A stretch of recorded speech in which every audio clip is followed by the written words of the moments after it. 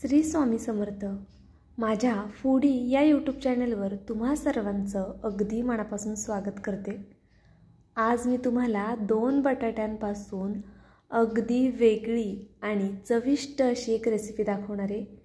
खूप झटपट होणारी, मुलांच्या टिफिनसाठी उत्तम आणि कोणतीही मुलं खाऊ शकतात। कोणतीही म्हणजे जी शाळेत जातात, 2.5 वर्षाच्या पुढची आहेत ती मुलं आरामात ही रेसिपी खाऊ शकतात। त्याचबरोबर 1 वर्षाच्या मुलांना जर तुम्ही बटाटा देत असाल तर ती मुलं सुद्धा आवडीने खातील अशी मी आज तुम्हाला बटाट्याची एक रेसिपी दाखवणार आहे।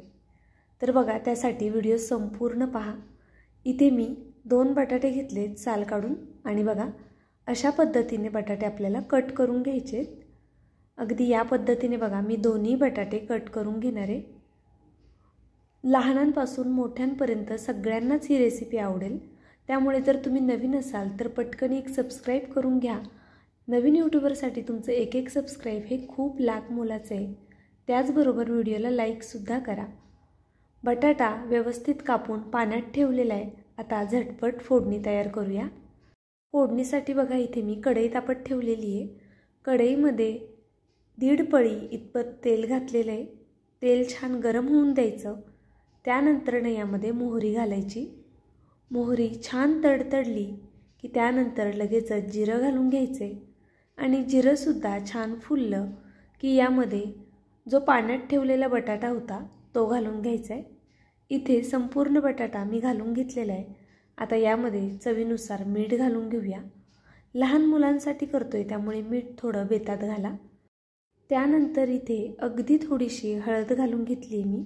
हळद तेलात घातली तर पटकनी करपू शकते म्हणून वरतून घातलेली आहे। आता हे संपूर्ण छान असं एकजीव करून घेऊया आपण।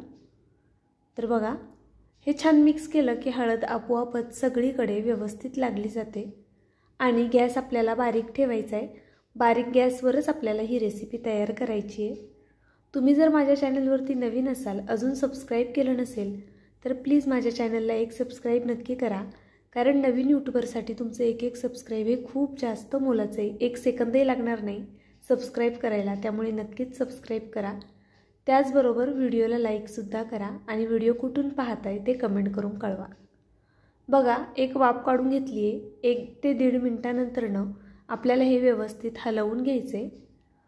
बटाटा खाली थोडासा असा लागला आहे असं तुम्हाला वाटत असेल, पण ह्याला जरा क्रंचीनेस येण्यासाठी झाकण ठेवल्यानंतरनं काही वेळ फक्त गॅस थोडासा मोठा करायचा, म्हणजे मग असा बटाटा थोडा कुरकुरीत होईल। जर संपूर्ण बारीक गॅसवरती बटाटा शिजवला तर तो मऊ होईल, त्याला कुरकुरीतपणा येणार नाही। आणि जर तुम्हाला कुरकुरीत बटाटा करायचा असेल, जसं की इथे झालं आहे, तर त्यासाठी गॅस थोडासा मोठा करायचा मध्ये, आणि मग नंतरनं पुन्हा मीडियम फ्लेमवर ठेवायचा।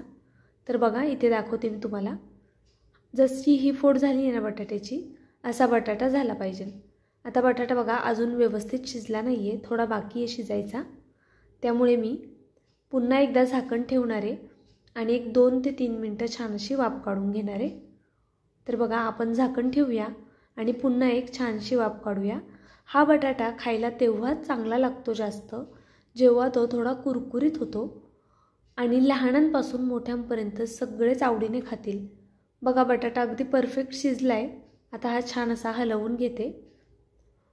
मीडियम टू हाय फ्लेमवरच आपल्याला ही बटाट्याची भाजी करायची, म्हणजे ती जास्त छान लागते। तर पाहू शकता इथे व्यवस्थित बटाटा हलवून घेतला आहे। बघा किती छान आणि मस्त झाला आहे ना। तेलसुद्धा अगदी प्रमाणामध्ये पडलेलं आहे, आणि टिफिनसाठी हा बटाटा रेडी झाला आहे। जर मुलं लहान असतील आणि तुम्ही बटाटा देत असाल तर त्यांना असाच खायला दिलात तरी ते आवडीने खातात। फक्त मूल खूप लहान असेल तर जास्त देऊ नका, मुलांना ॲसिडिटी होण्याची शक्यता असते। पण मूल थोडं मोठं असेल तर चपातीसोबत आरामात तुम्ही ही रेसिपी म्हणजेच ही बटाट्याची भाजी देऊ शकता। व्हिडिओ कसा वाटला ते नक्कीच कमेंट करून कळवा। व्हिडिओ शेवटपर्यंत पाहिलात त्याबद्दल खरंच खूप मनापासून धन्यवाद। उद्या भेटूया छानशा रेसिपीसोबत।